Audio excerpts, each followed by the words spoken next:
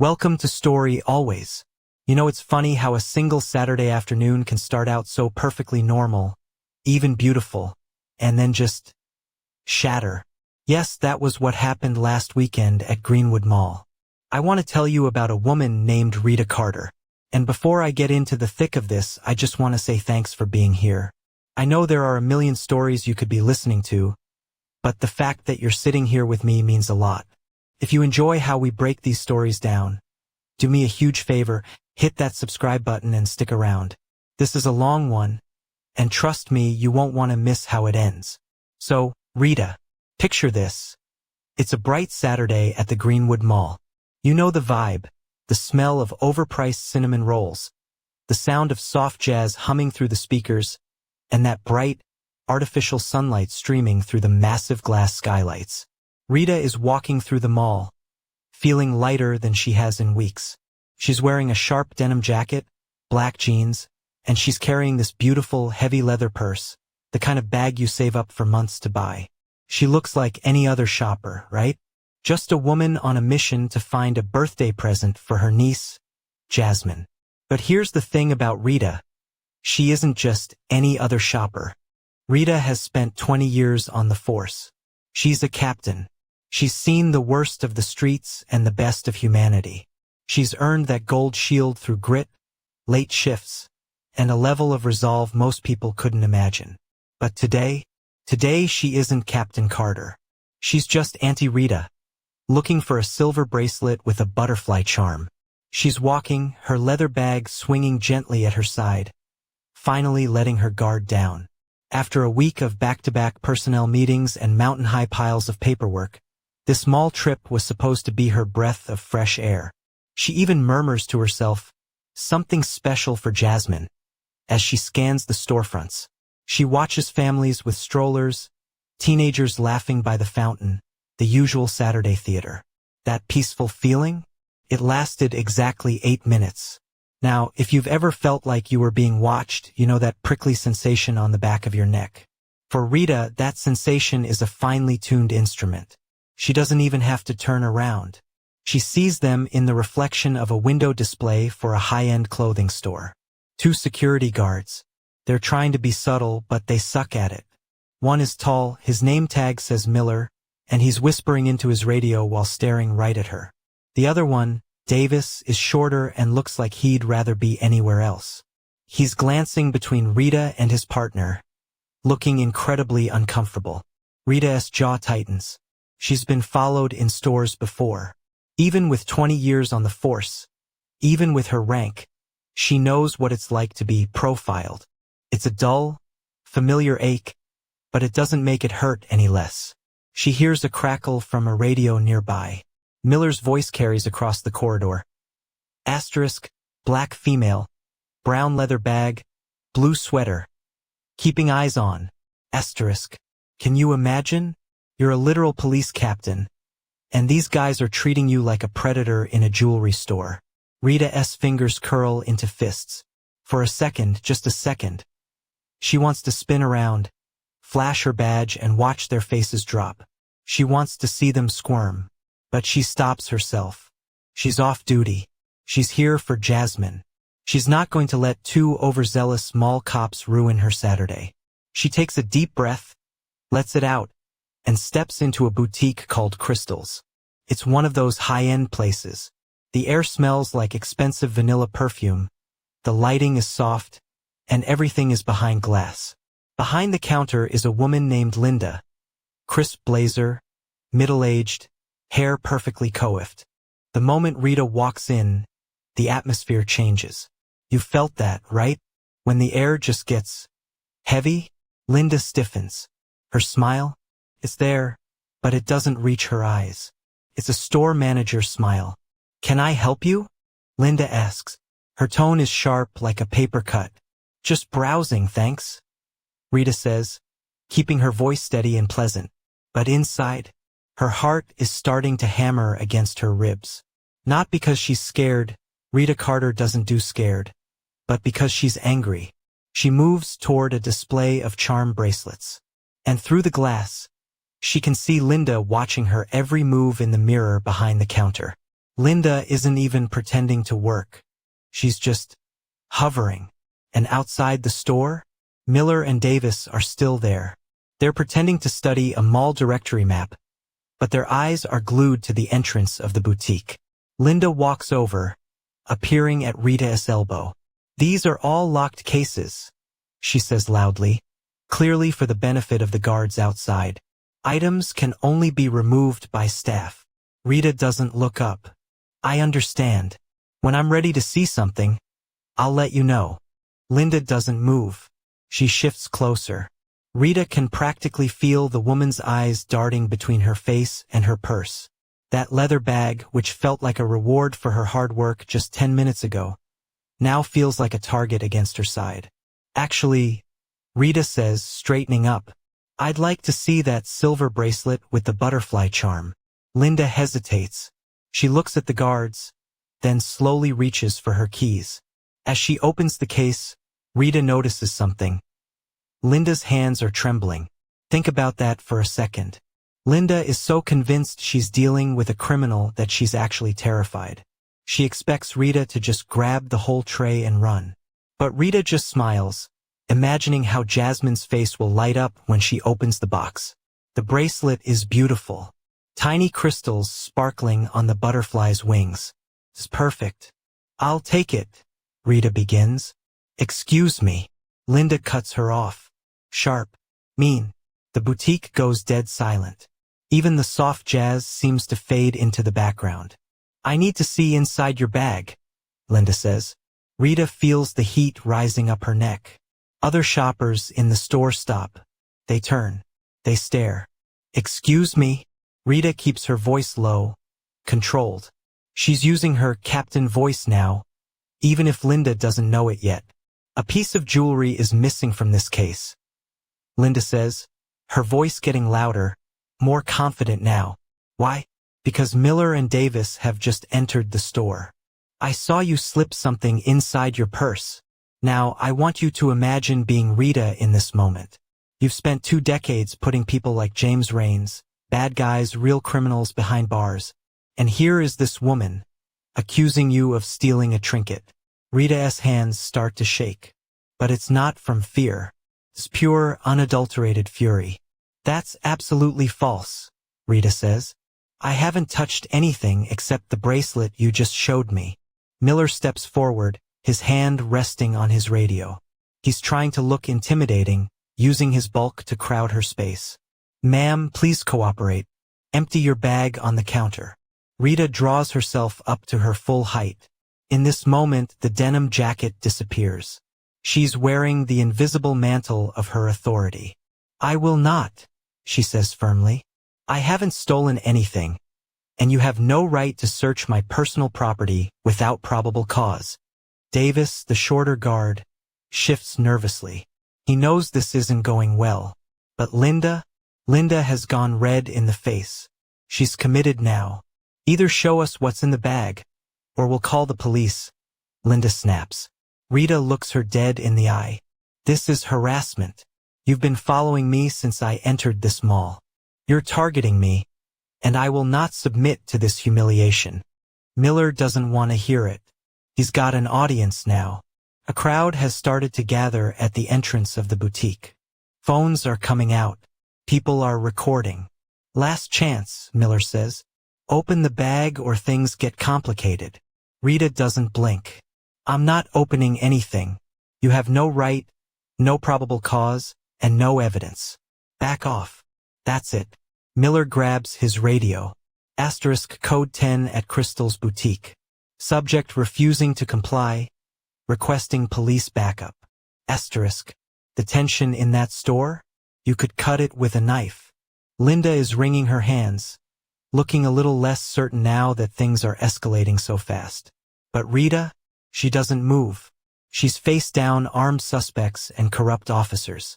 She isn't going to be bullied by mall security. "You're making a very big mistake," Rita says quietly. And then the boutique's entrance darkens. A broad-shouldered man pushes through the onlookers.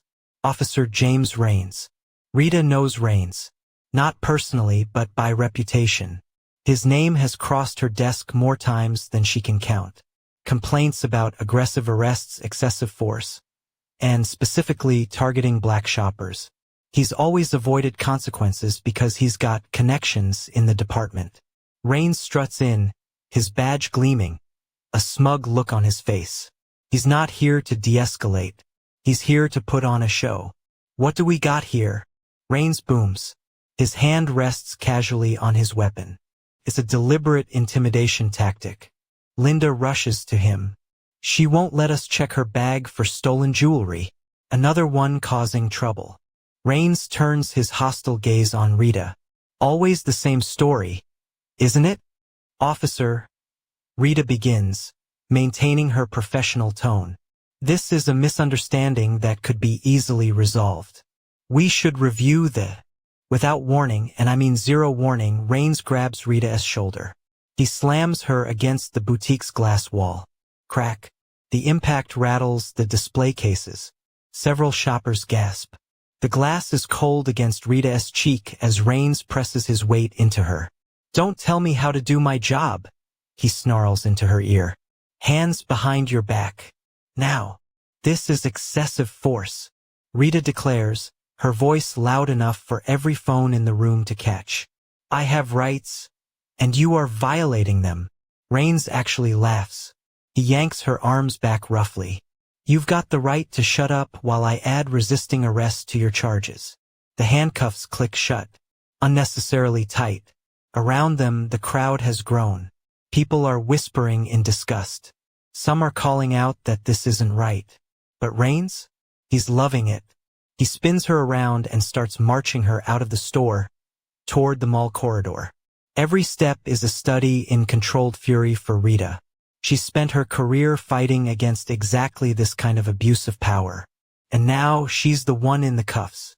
The mall's main corridor comes to a standstill. Shoppers press against storefronts, phones raised high. They're watching a well-dressed black woman being paraded out in handcuffs like a trophy. Rains is playing to the audience. Should have just cooperated, he announces loudly. They reach the mall side exit where Rains' patrol car is idling. The afternoon sun is harsh after the soft light of the mall. Rita blinks, trying to adjust her vision. Before this goes any further, she says, turning to face the crowd that has followed them into the parking lot. I think you should know something, Officer Rains. Save it for booking, he snaps, reaching for the car door. I'm Captain Rita Carter, 15th Precinct. Her voice carries across the parking lot. It's like a physical shockwave. The crowd's murmuring grows louder. People move closer. Rains' face flickers with uncertainty for a split second. Then he sneers. Sure you are, he scoffs. But there's a new edge of nervousness in his voice. My badge is in my front pocket, Rita insists. Left side. Check it, officer. Before you dig yourself any deeper. Rains hesitates. He looks at the cameras, then back at Rita. He roughly reaches into her pocket. His hand freezes. Slowly, he withdraws it. The gold shield catches the sunlight, gleaming with an authority that Rains can't fake. The crowd's reaction is immediate. She's a captain, someone shouts. He arrested a police captain for shopping, another voice adds. The phones stay up, documenting every second of Rains' face turning an ugly shade of red. He's miscalculated. Badly. But instead of backing down, he doubles down. This is fake, he declares. But his voice has lost its bite. Another charge. Impersonating an officer. Rita looks at him, her eyes burning with a fire he wasn't prepared for. I suggest you remove these handcuffs, officer, before this goes viral. Oh, wait. It already is. A teenage girl nearby yells out, 20,000 views on TikTok already. Y'all seeing this? They arrested a black captain for shopping. Rains is sweating now. He's still gripping Rita's arm, but he's looking around like a trapped animal. His usual tactics of intimidation are backfiring spectacularly. And this, my friend? This is only the beginning. You think this is just about a false arrest? You have no idea how deep this rabbit hole goes. I'm so glad you're still with me. This is where the story shifts from a bad day at the mall to something much, much darker. If you're just joining us, you've got to see part 1. But for those of you who've been sitting here with me, let's get back into it. And hey, if you're finding this story as intense as I am, take a second to hit that subscribe button. It really helps the channel, and I'd love to have you here for all our storytelling sessions. So we left off in that hot parking lot. The sun is beating down, the crowd is chanting, and Officer James Raines is holding Rita Carter's gold shield like it's a piece of radioactive waste. He's claiming it's fake. He's trying to save face while the whole world, literally thanks to TikTok, is watching him crumble. But then, the atmosphere changes again. A mall security supervisor comes running out, his face flushed with panic. And right behind him is a woman who looks like she stepped out of a corporate law firm. Crisp business suit, clutching her phone, talking a mile a minute. This is Patricia Wells, the mall's PR director. She takes one look at the scene. The angry crowd, the woman in handcuffs, the sweating officer, and her face goes pale. She knows a PR nightmare when she sees one.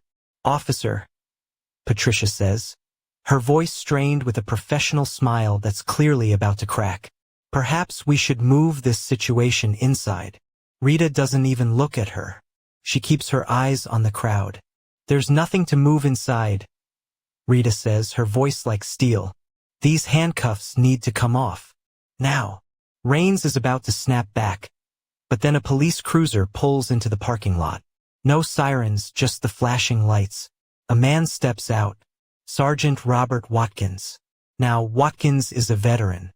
He's got a weathered face, eyes that have seen everything, and a reputation for being a straight shooter.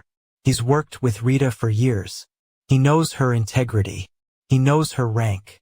He walks into the center of the circle, looking at Raines, then at Rita, then at the handcuffs. He doesn't say a word for a long 3 seconds. He just breathes. "Officer Raines," Watkins finally says. His tone is deceptively casual. "Want to tell me why you've got a police captain in cuffs?" Raines' grip on Rita's arm finally loosens. He looks like he's just been told the floor is made of lava. "Sergeant, I was responding to a theft call. This woman claimed to be a captain.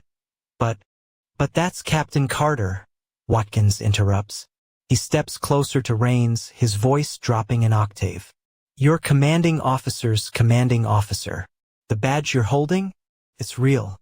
I suggest you verify that fact quickly. You could have heard a pin drop in that parking lot." Raines goes through a literal rainbow of emotions. Anger, fear, calculation. Finally, with hands that are visibly shaking, he produces his keys. Click, click. The handcuffs fall away. Rita doesn't explode. She doesn't scream. She just rubs her wrists, noting the deep red marks where the metal had dug into her skin. She knows she'll have bruises tomorrow. Physical evidence of a routine encounter gone horribly, horribly wrong. Patricia Wells, the PR director, steps forward. She's trying to be the good guy now.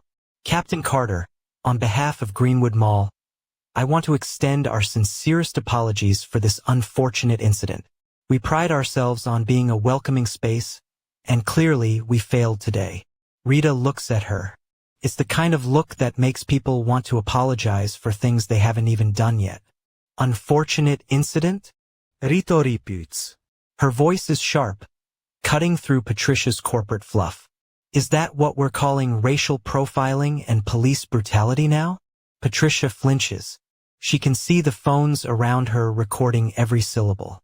"We will be conducting a full investigation," she stammers. "Our security protocols will be thoroughly reviewed. And, save it." Rita cuts her off. "Your security cameras caught everything. I suggest you preserve that footage. All of it." The crowd cheers. People are shouting their support, offering to send Rita their own videos as evidence. It's a moment of solidarity, but for Rita, it's bittersweet. She's a cop. She's supposed to be on the other side of this. As the crowd begins to disperse and mall management scurries back inside to try and contain the firestorm, Watkins moves closer to Rita. "You should know," he says in a low voice.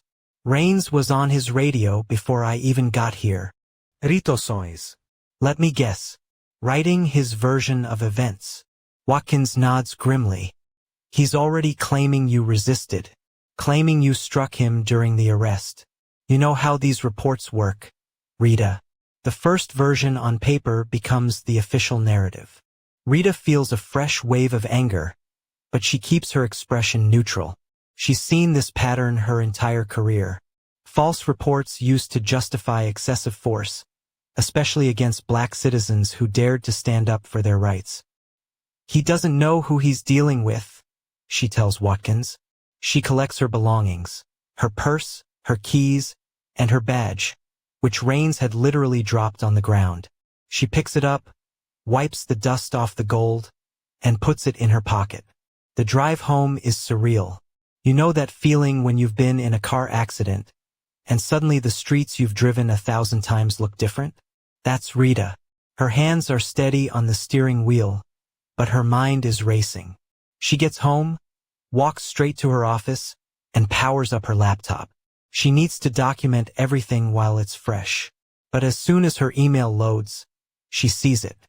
Subject: Incident Report 2T12347.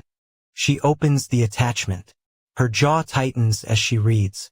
It's exactly what Watkins warned her about. Rains had moved fast.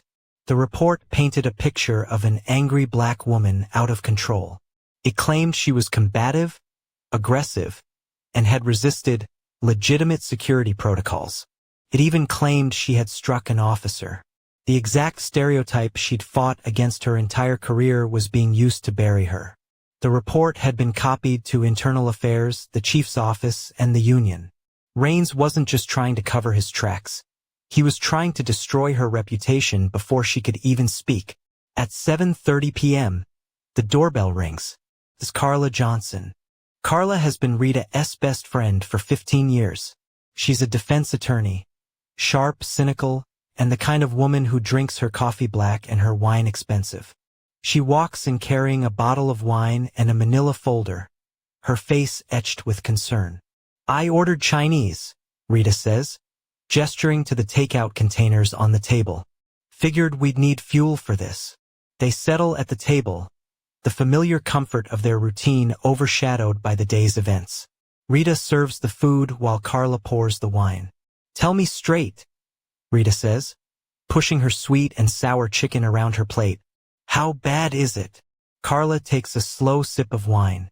The report is crafted perfectly to trigger an IIA investigation. Rains knows exactly what he's doing. He's claiming assault on an officer. He's got those mall security guards backing his story. It's your word against theirs. But there are videos. Rito protests. Dozens of them. Videos help, Carla says softly. But you know how the department works. They'll say the footage is incomplete. They'll say it doesn't show the whole story.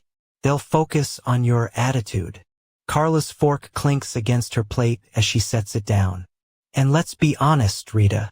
We both know how the system treats black officers who make waves. The truth of those words hangs heavy in the air. Rita stands up and walks to the kitchen window. Outside, her quiet suburban street looks peaceful. Normal. But nothing feels normal anymore. I could go public, Rita says, turning back. The story is already out there. I could give interviews. Carla's expression grows even more concerned. That's risky. Remember Captain Williams? He went public about racial profiling 3 years ago. Last I heard, he's working security at a warehouse in Ohio. The system has ways of making examples of people who speak up. So, I'm supposed to just take it? Rita's hands clench into fists. Let them write their lies? Destroy everything I've worked for? No, Carla says firmly. We fight smart. We gather evidence. We build a case. She hesitates, then opens the manila folder she brought. She spreads several documents across the table. Rita, I don't think this is just about you. Rita leans over the papers, her police training kicking in as she scans the details. In the past year, Carla explains, I've defended 6 clients. All black. All arrested at or near Greenwood Mall. All charged with resisting arrest or assaulting officers. All of them filed complaints about harassment. Rita's eyes widen as she sees the names on the reports. Same officers involved, she whispers. Raines appears in most of them. Look at the pattern, Carla says. The charges always come after the complaints. It's like they're using the threat of prosecution to silence people. How many people do you think took plea deals because they couldn't afford to fight? How many stayed quiet because they were afraid? The implications are staggering. This wasn't just one bad apple cop. This was a system. They stay up late into the evening, picking apart details, looking for patterns, building a bigger picture. By the time Carla leaves, the kitchen clock shows nearly midnight. But sleep doesn't come for Rita. She sits in her darkened living room, her laptop casting a blue glow over her face as she scrolls through social media. The videos of her arrest have exploded. The comments are a battlefield. Some people are demanding justice. Others are spewing racist venom, claiming she played the race card or got what she deserved. And then her phone buzzes.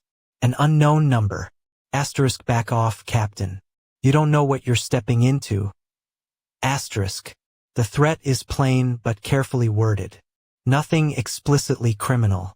Rita stares at the screen, her police training noting the details automatically. Local area code. Sent through a standard carrier. They thought they could scare her into silence.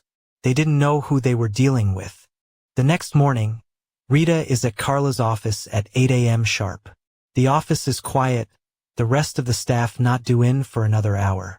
I've been up all night, Carla says. Her desk is covered in stacks of manila folders. She has dark circles under her eyes that match Rita's own. What I found, it's bigger than we thought. She spreads out dozens of case files, creating a grid of paper across her large desk. Each of these is a false arrest report from the past year. All black residents. Most of them happened at or near Greenwood Mall. 47 cases that I can confirm. Rita scans the documents. Raines, Martinez, Cooper. She reads the names of the officers. And look at the charges. Resisting arrest, assaulting an officer, disorderly conduct. All charges that pit the citizen's word against the officers. Exactly, Carla says. And here's where it gets interesting. Of these cases, 86% end in guilty pleas. Most defendants accept deals rather than risk a trial. That's way above normal plea rates. Rita notes, her investigator's instincts firing up.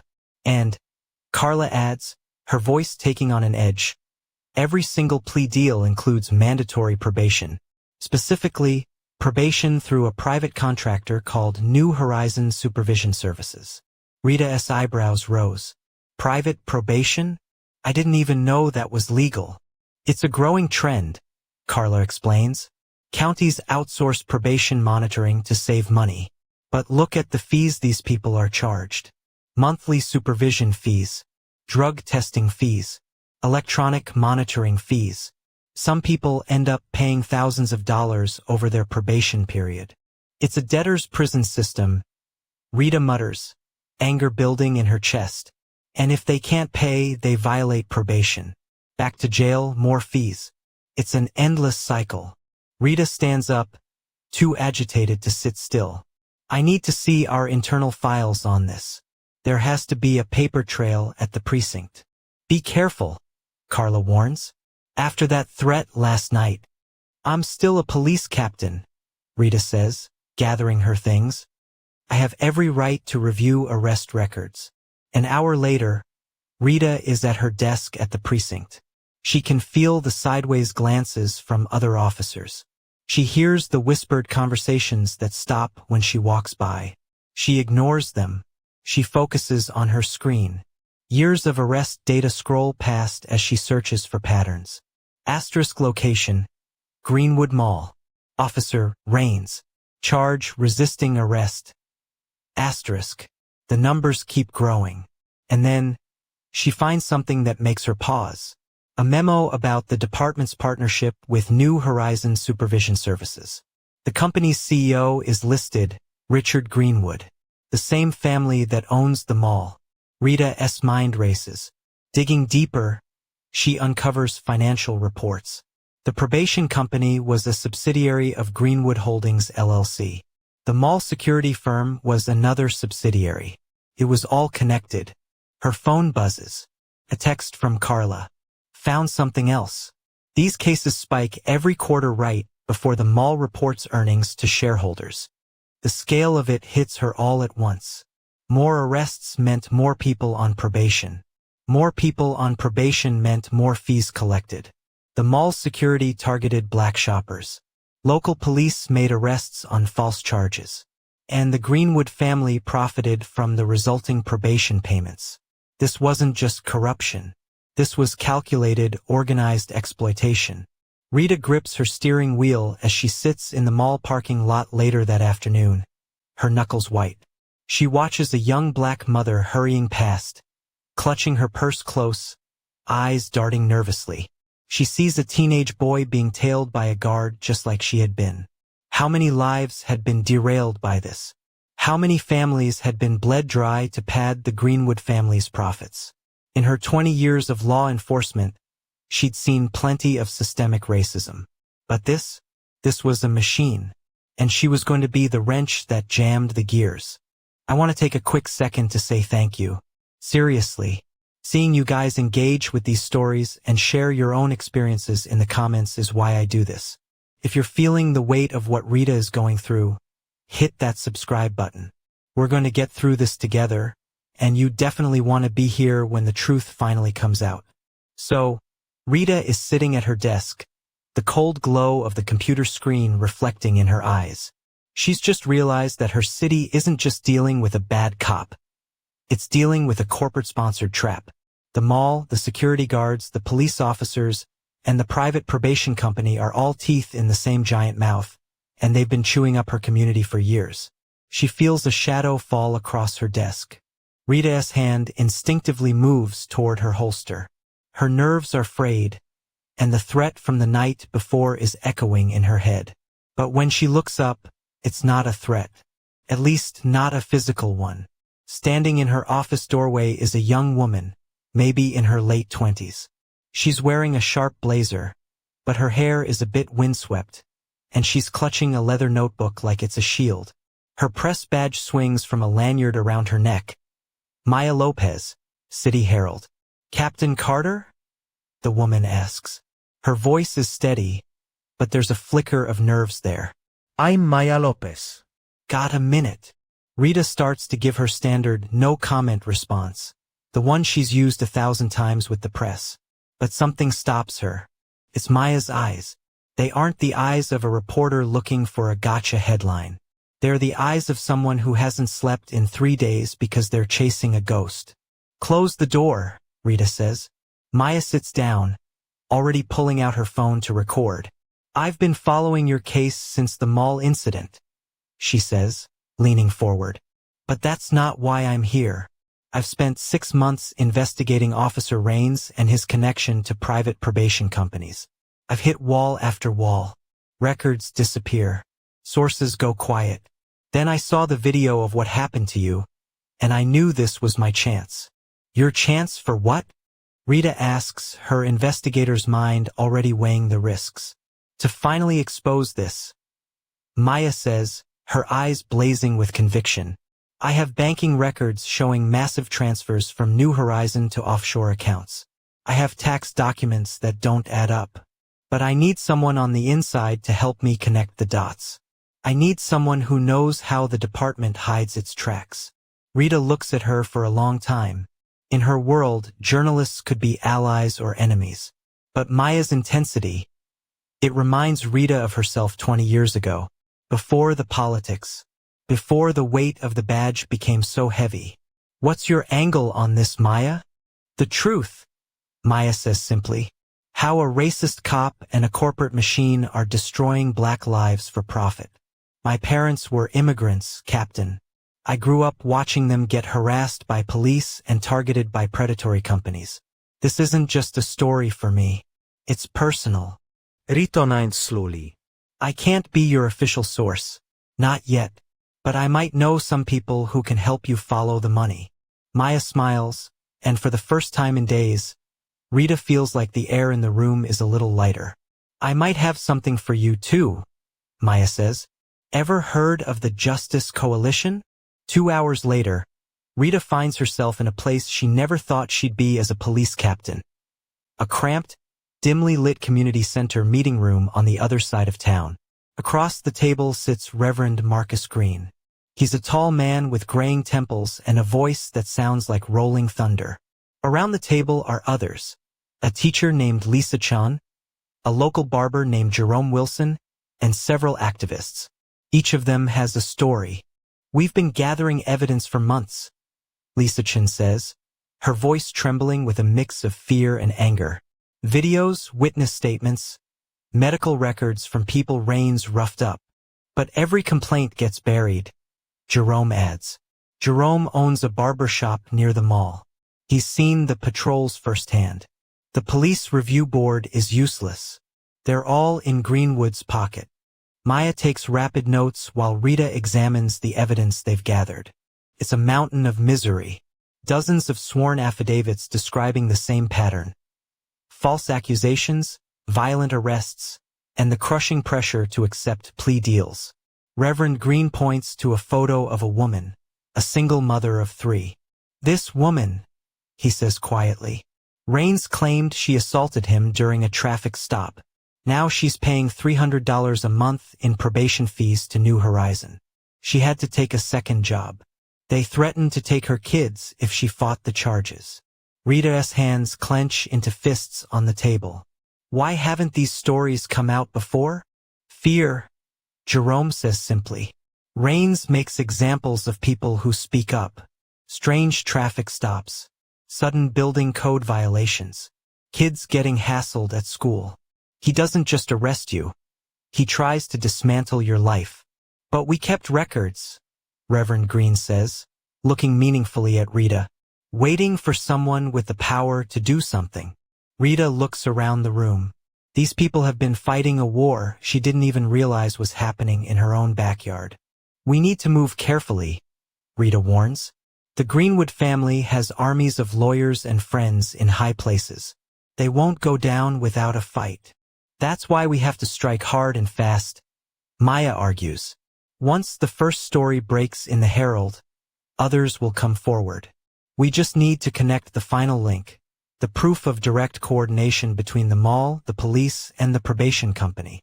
By the time Rita pulls into her driveway that night, the sun has long since set. The day's revelations are weighing on her like a lead cloak. So many lives were affected. So much evidence was ignored. She'd always known the system was flawed, but this level of organized exploitation, it made her feel sick. She approaches her front door and notices something strange. Her mailbox is stuffed full, overflowing onto the ground.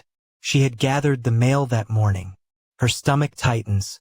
She picks up the scattered envelopes. No return addresses. No postmarks. These weren't mailed, they were hand-delivered. Inside her house, she spreads them out on her kitchen table. Her hands are trembling slightly as she opens the first one. It's a crude drawing. A hanging figure. Below it, words cut from magazines. Mind your business. The next envelope contains photos. Surveillance shots of her leaving her house. Photos of her at the mall. Photos of her meeting with Carla. Someone has been following her. More letters spill out. Racial slurs written in jagged, angry handwriting. Threats against her family. Pictures of her niece Jasmine's school. The last envelope holds a single photo. It's the shot of Rita being arrested at the mall, the one that went viral. But someone has drawn red crosshairs over her face. Rita sits heavily in her kitchen chair, the hate mail surrounding her like toxic confetti. The message is clear. Asterisk, we are watching you. We can touch you. We can touch the people you love. Asterisk. They were trying to scare her into silence. But they made a mistake. Rita Carter doesn't scare easily. In fact, when she gets scared, she gets quiet. And when she gets quiet, she gets dangerous. She gathers the letters carefully, using a pair of tweezers to put them into evidence bags. Tomorrow, she'll show them to Maya and the coalition. Let them document one more example of intimidation. The next morning, Rita walks through the precinct hallway. The atmosphere is freezing. The blue wall of silence is up, and she's on the wrong side of it. She heads straight for the office of Lieutenant Mark Harris. Harris is an old friend. She's known him for 15 years. He backed her promotion to captain. He's the person she's always gone to when things got messy. "Got a minute, Mark?" she asks, knocking lightly. Harris looks up and gives her his characteristic easy smile. "For you? Always, Captain." Close the door. Rita settles into the chair, studying his face. "I need to show you something," she says. She pulls out the threatening letters, the ones without the slurs, the ones that show the surveillance. Harris's expression darkens as he examines the photos. His jaw tightens at the picture with the crosshairs. "Jesus, Rita. Have you reported this?" "To who?" She leans forward. "Mark, this goes deeper than just Rains and that mall incident. I've been digging and there's a pattern. False arrests, coerced pleas, a whole probation racket feeding into the Greenwood family's pockets." Harris sets the letters down carefully. He rubs his temples. "That's a serious accusation, Rita. Do you have proof?" "I've got victim statements, financial records showing suspicious payments, and now these threats. Someone is scared enough to try intimidating a police captain." Harris stands up and starts pacing behind his desk. "Look, you know I've always had your back. But this kind of investigation, it could shake the whole department. Could destroy careers, Rita. We need to be smart about this. It needs shaking, Mark." Rita's voice hardens. "You've seen how Rains operates. You know how many complaints have been buried." "I hear you," Harris says, stopping to face her. "You're right. This needs to be investigated. But let me help. I can quietly put out some feelers, see who else might be willing to step forward. We need a team we can trust." Relief floods through Rita. "Thanks, Mark. I knew I could count on you." "Always," he says, smiling warmly.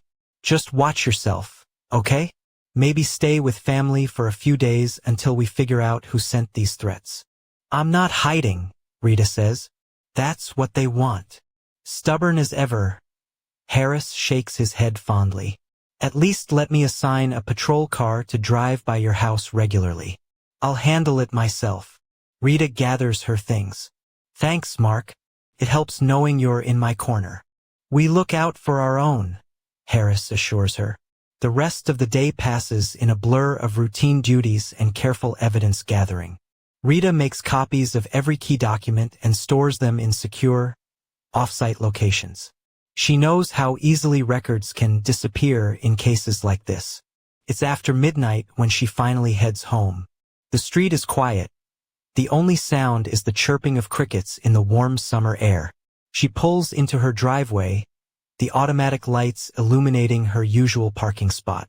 The harsh glare reveals something that makes her blood turn to ice. Angry red letters have been spray-painted across her car's hood and doors.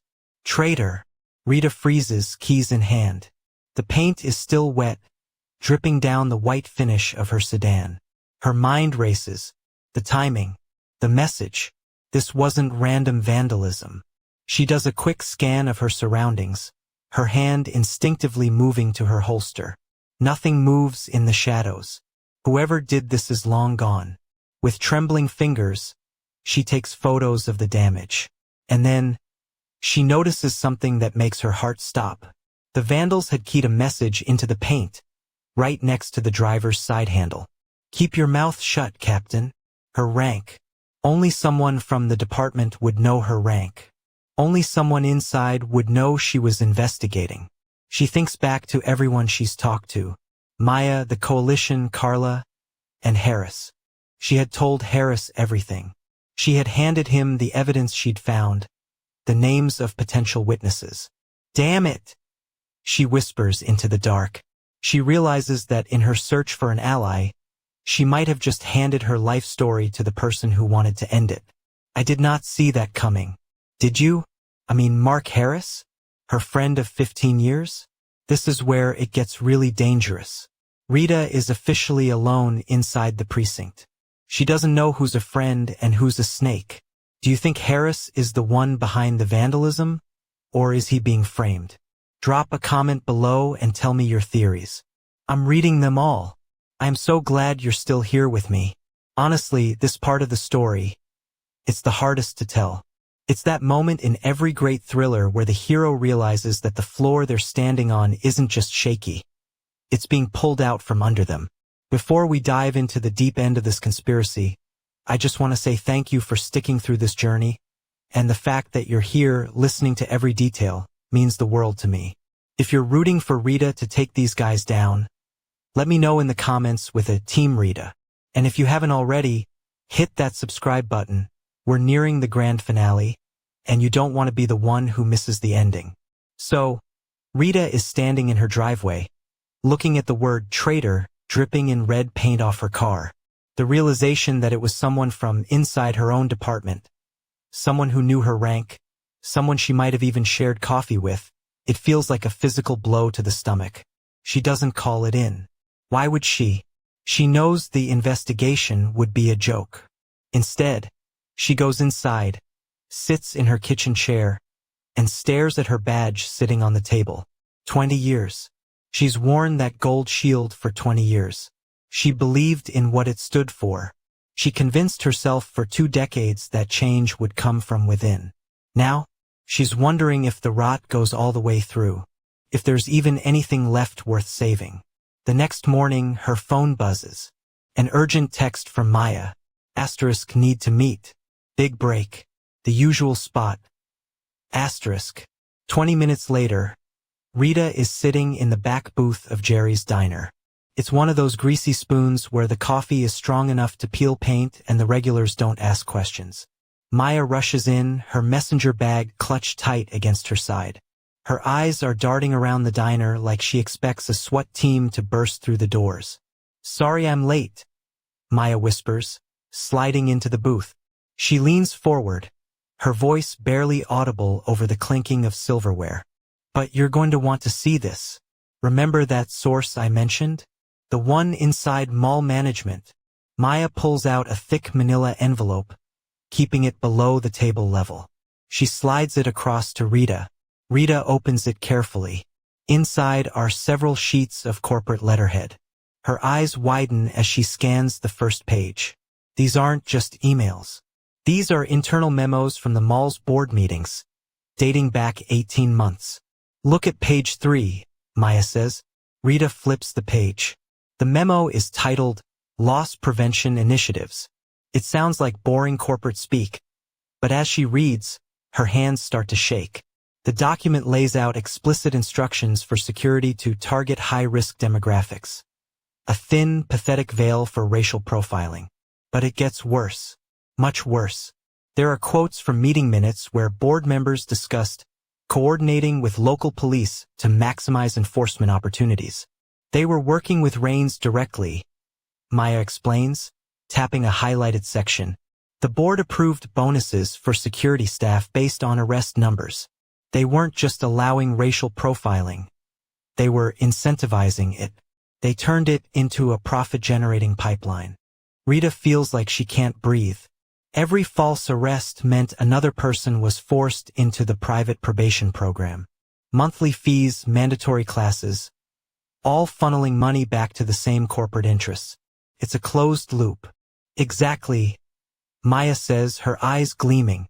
And my source in corporate accounting has been documenting the money trail. When they saw the video of your arrest go viral, they knew it was time. This is the proof of coordination, Rita. No one can dismiss this as a few bad apples now. We need to protect this, Rita says firmly. And your source. They've already handled it, Maya assures her. Backed up files, multiple copies in secure locations. We're ready to go public. Rita feels a spark of hope. For the first time in weeks, The weight of the betrayal feels a little lighter. They had the smoking gun. They had the direct documentation of the conspiracy. They part ways outside the diner. Maya heads to the newspaper office to start drafting the series, and Rita drives home, the envelope secure in her jacket. That night, Rita actually tastes her dinner for once. She checks her security cameras, a habit now, but the street is quiet. No suspicious vehicles. No more vandals in the night. She allows herself to imagine the aftermath. The press conference. The look on the faces of the mall executives, on Raines, on Harris. All of them realizing their scheme was exposed. The victims finally saw justice. She switches off the lights, the house settling into familiar creaks. For the first time since this started, sleep comes easily. She wakes up early, energized. She pours her coffee and texts Maya. Ready to plan next steps? No response. An hour later, still nothing. That's unusual. Maya usually replies within minutes. Rita calls her. Straight to voicemail. She leaves a message, trying to keep her tone casual. Hey, just checking in. Call me when you can. By noon, the silence is deafening. A cold pit forms in Rita's stomach. She's reviewing case files at her desk when her phone buzzes with a breaking news alert. She drops her coffee cup. It shatters on the floor, but she doesn't even notice. The headline: #local reporter hospitalized after brutal attack. The article loads with agonizing slowness. There is Maya's photo. Investigative journalist Maya Lopez was found unconscious early this morning in the parking lot of her apartment complex. Rita is out the door before the article even finishes loading. The drive to Metro General feels like an eternity. Every red light is a personal insult. Her mind is racing with possibilities, and every single one of them ends with her blaming herself. She pulled Maya into this mess. She should have protected her better. The hospital lobby is crowded with reporters, but Rita flashes her badge, pushing through to the information desk. Maya Lopez's room, she demands. Are you family? The receptionist asks. Police captain, Rita says. The lie comes easily because it's necessary. She's a witness in an ongoing investigation.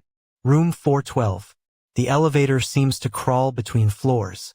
Rita's guilt grows with every passing second.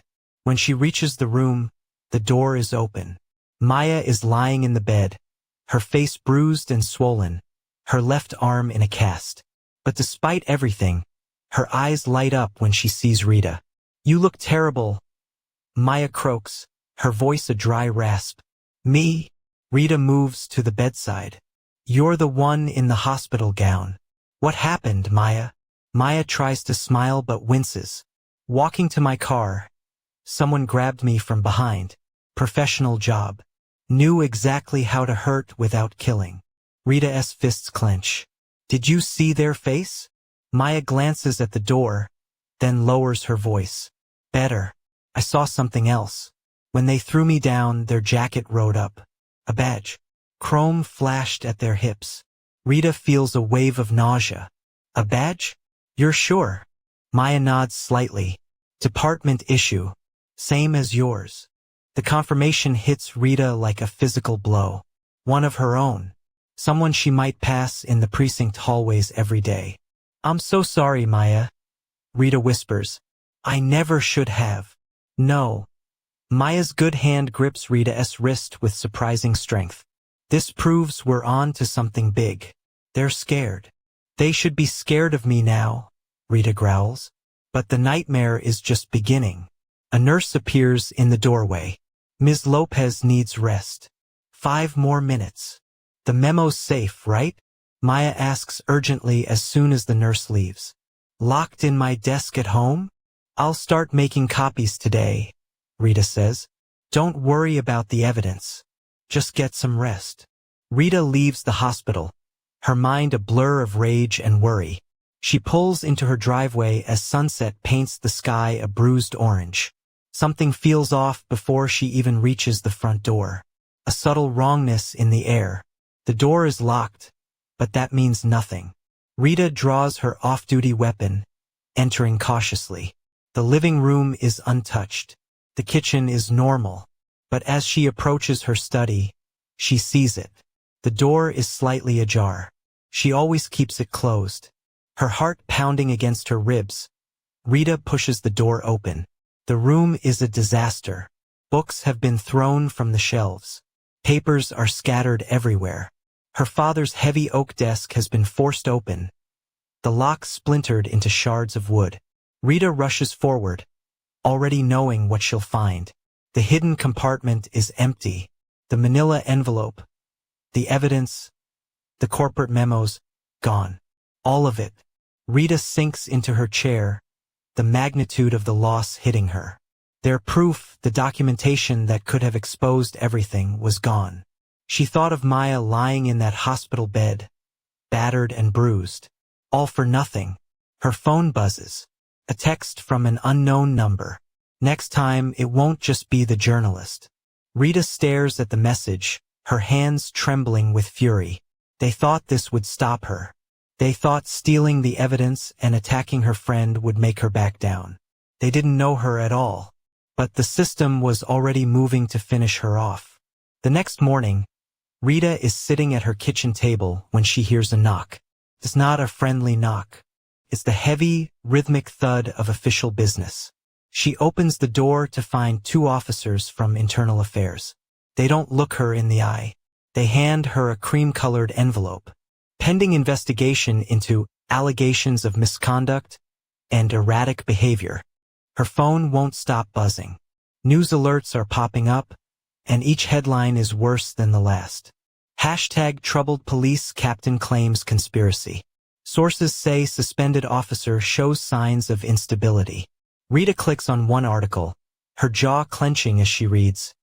Sources within the department describe Captain Carter's recent behavior as erratic and vindictive. The decorated officer's apparent obsession with proving discrimination at Greenwood Mall has colleagues concerned. Lies, she whispers, closing the browser. But the damage was done. They were painting her as the angry black woman, twisting her justified outrage into something dangerous and irrational. She received dozens of death threats through her phone.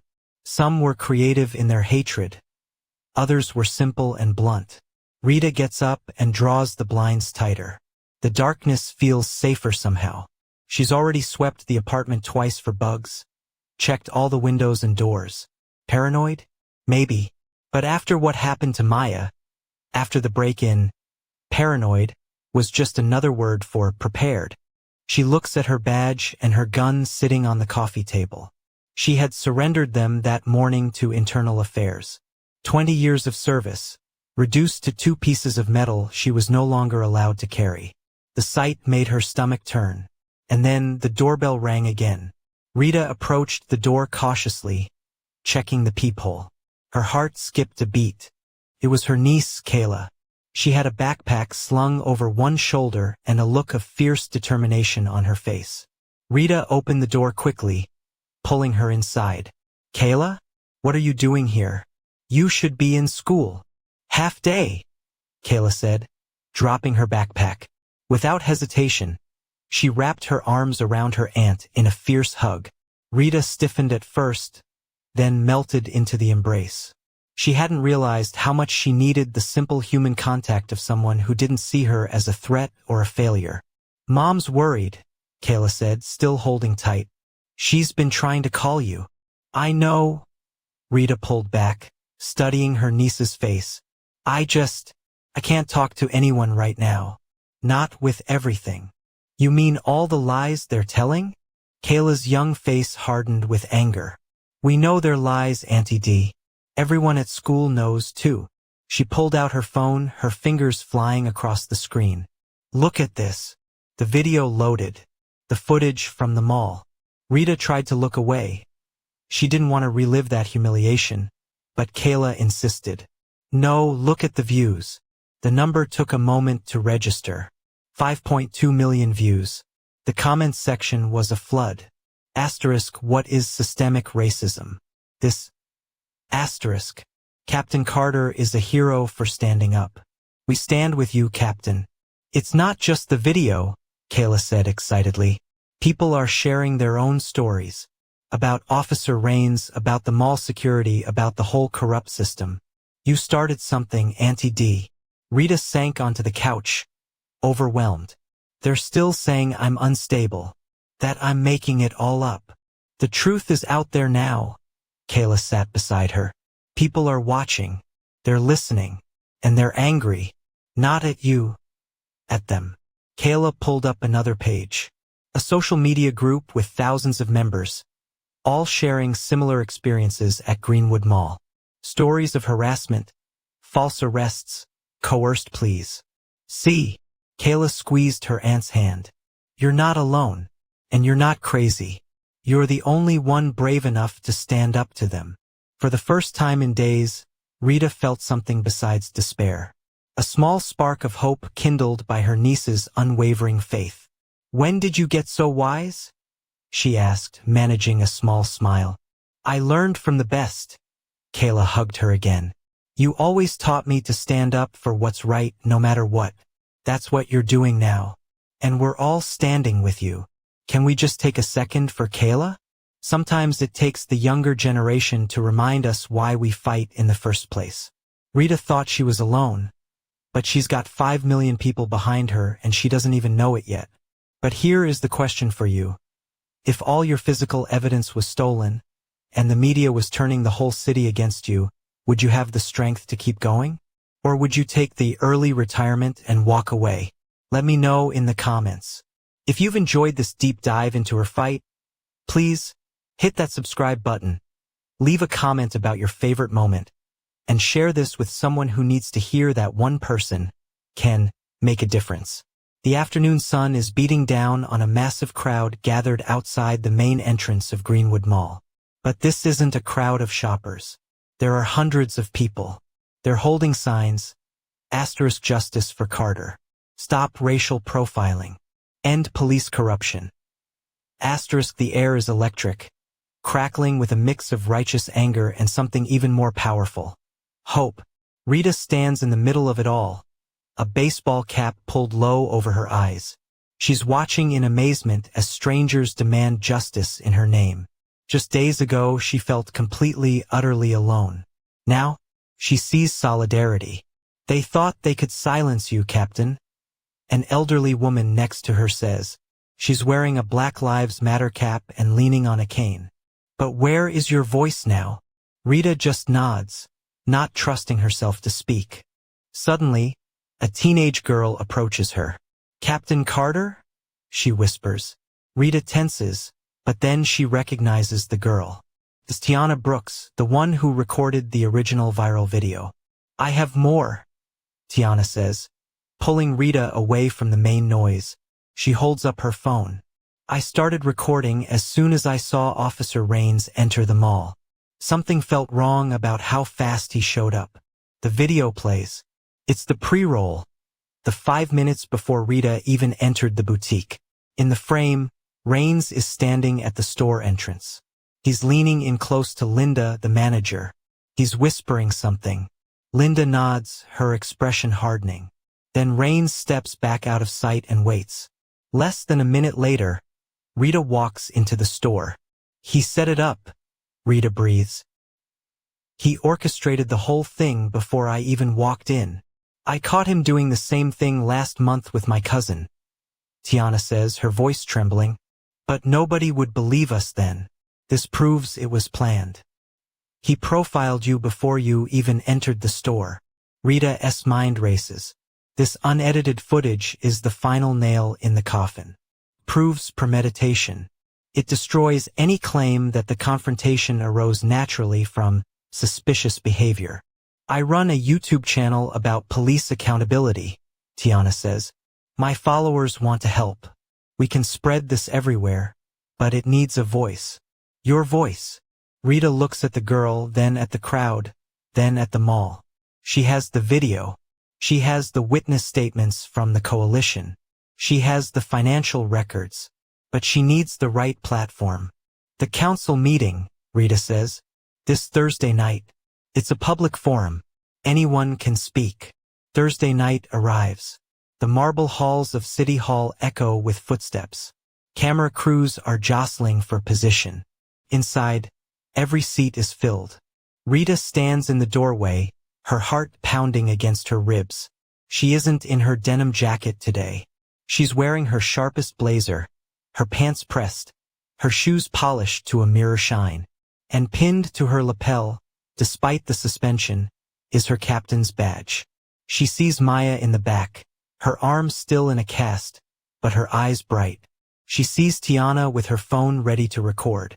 Near the front, Officer Rains is lounging in a chair, talking and laughing with Charles Wilson, the CEO of the mall.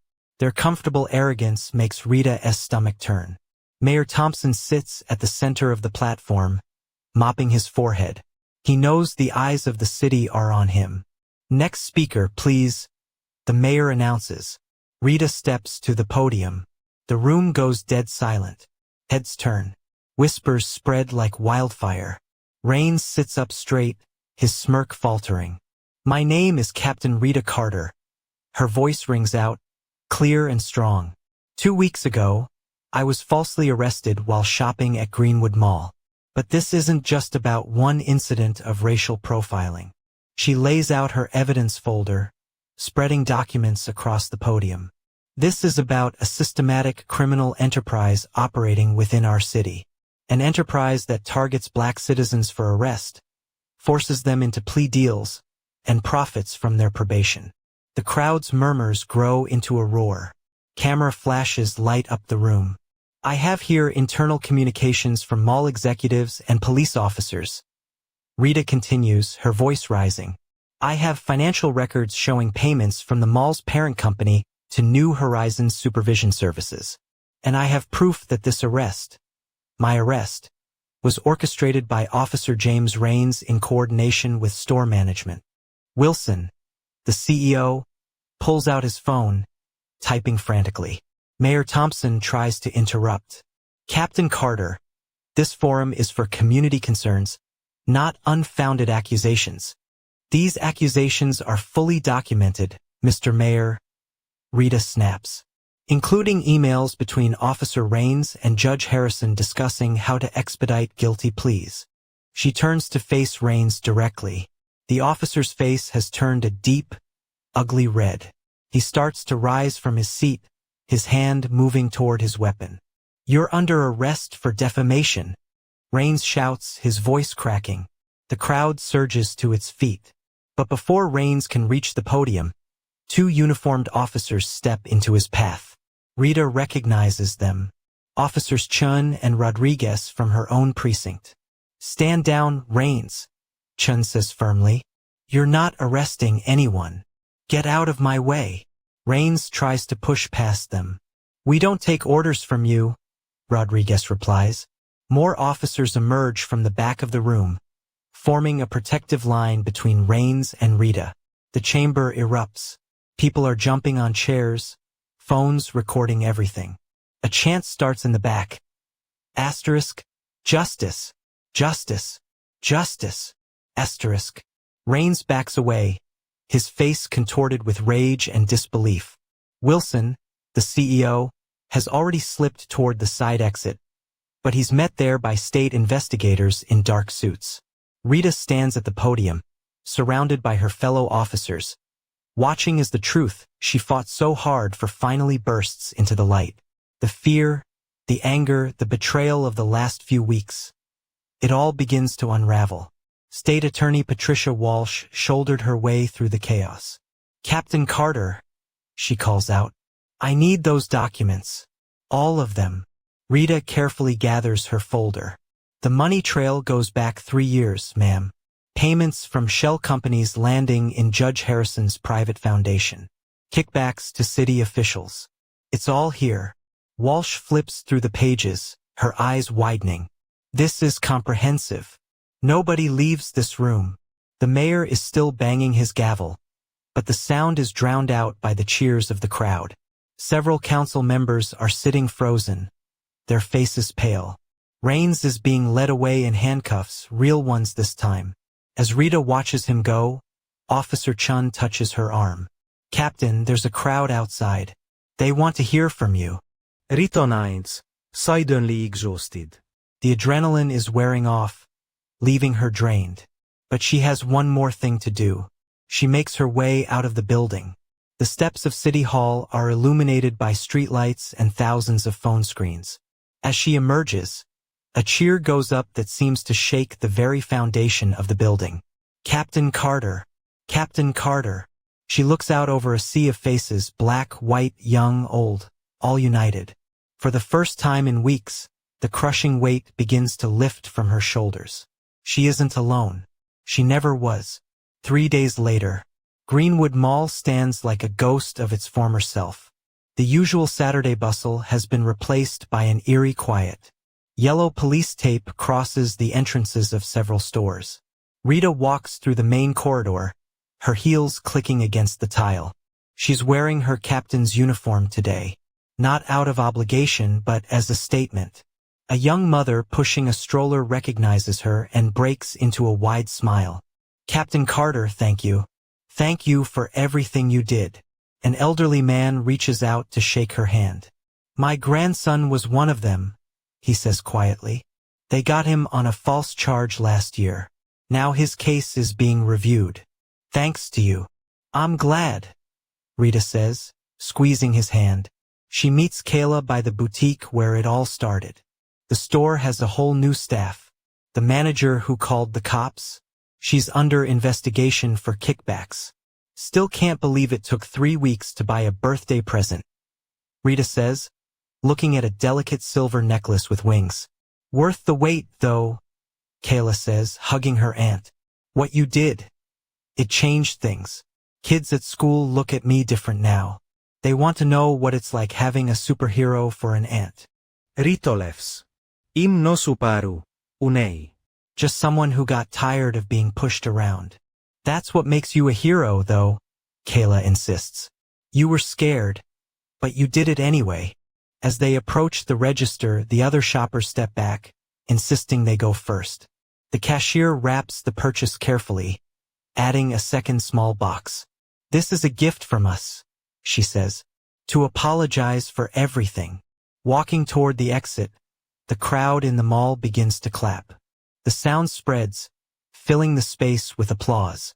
Rita feels Kayla squeeze her hand. Outside, the late afternoon sun paints the sky in shades of orange and pink. The applause follows them into the parking lot. This is like a movie ending or something, Kayla says, grinning. Rita smiles, thinking of everything that happened, the fear, the betrayal, but also the solidarity and the victory. She thinks of Maya recovering, of Tiana starting a movement, and of all the people whose lives had been touched by this fight. She looks at the silver wings of Kayla's new necklace, shimmering in the light like hope taking flight. You know what, baby girl? Rita whispers. This fight isn't over, but we won today. And that, my friend, is the story of Captain Rita Carter. A woman who refused to let a badge, or the lack of one, stop her from doing what was right. I really hope you enjoyed this journey. It's been an absolute pleasure sharing it with you. If you're still here, you're a legend. Please, do me one last favor. Subscribe if you haven't, and let me know in the comments. What was the most satisfying part of the ending for you? Was it seeing Rains in cuffs, or Rita back in her uniform? I've handpicked 2 other stories on the screen right now that I think you'll love just as much as this one. Go ahead and click one, and I'll see you over there. Have a great day, and remember, stand up for what's right, even when it's hard.